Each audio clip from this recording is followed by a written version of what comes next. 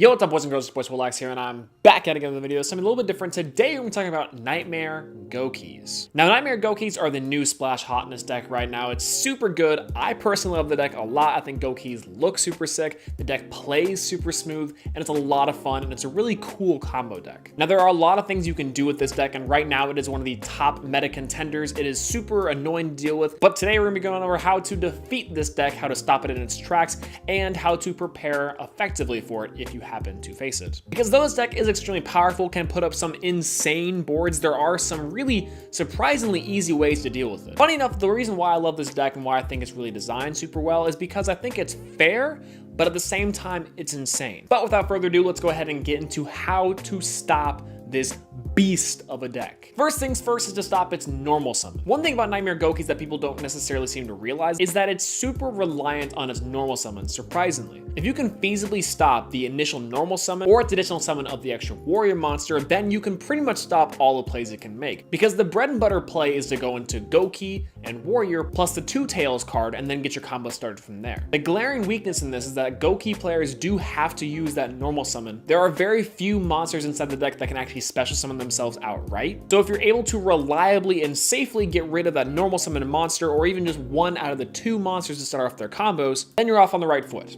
Now the second thing that'll help you beat this deck is of course hand traps. Obviously with things like Snogre, aka Ghost Ogre and Snow Rabbit, that'll help destroy things on the board and keep things from getting too crazy. I'm finding that the three most effective ones are of course Snogre, Drone Lockbird, and even Effect Violer. In addition to that, this deck is incredibly reliant on the Gouki cards to gain value and the Nightmare engine to draw cards. Always pluses in card economy can be completely shut down by Drone Lockbird, which is why that card is super powerful. In addition to that, Effect Violer is actually surprising because if you can stop the Two Tails card from activating its effects to get the extra Gouki monster later by sending the Divine Sword Phoenix Blade to the graveyard, it may not be too impactful, but at least it will slow down their play a lot and they'll have to use extended resources and able to continue their plays. And that actually leads me on to the third and potentially the best way of dealing with Knightmare Goukis, and that is Kaijus and Mega Kaijus, aka Raw Sphere mode. The main way this deck plays around is overextending. They typically only run one, maybe two of the Nightmare cards inside the extra deck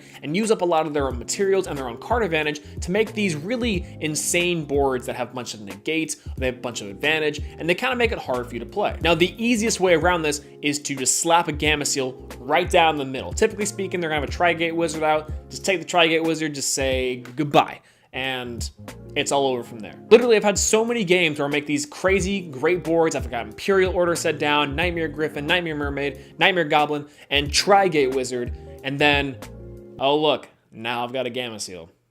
And after that point, there's not a whole lot they can do there. It's even worse if it's Raw Sphere mode because they can get rid of all three of your best monsters, slap down and give you a sphere, and then you pretty much just wasted all those materials for nothing. This highlights a pretty glaring flaw inside the deck is that it overextends and does not have a lot of comeback plays. It heavily relies on your opponent not being able to deal with these cards later on and not being able to clear your board. So if you are able to effectively get a Kaiju, even just one Kaiju, it can mess up their entire play and mess up their entire board. Now, of course, this is for right now, how the current deck operates, and so it can change as the meta shifts. But keep in mind that if you don't come prepared against this deck, you're probably gonna get slapped around a little bit. Which is fun for the player playing Goukis, but not super fun for you. But maybe that's just me. Let me know in the comments down below what you guys think of it. Do you guys have any anti-Gouki tech? Do you guys play Goukis? What do you think of it? What do you think of the Nightmare engine? Nightmare engine is super sick. I personally like it a lot. I think it's a lot of fun.